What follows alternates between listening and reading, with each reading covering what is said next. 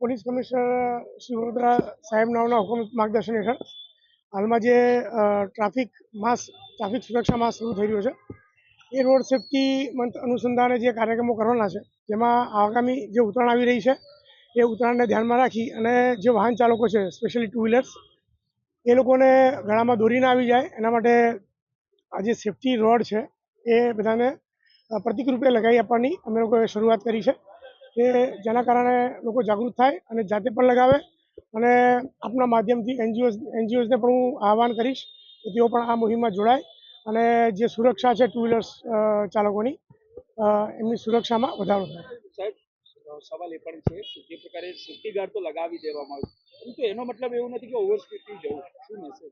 એ વાત સાચી છે. મેઇન અમે વારંવાર આપણા માધ્યમથી જણાવીએ છીએ કે જે ઓવર સ્પીડિંગ છે, રોંગ સાઈડ છે, સિગ્નલ ભંગ છે, હેલ્મેટ નથી પહેરતા, આ બધા કારણોથી અકસ્માત વધી જાય છે.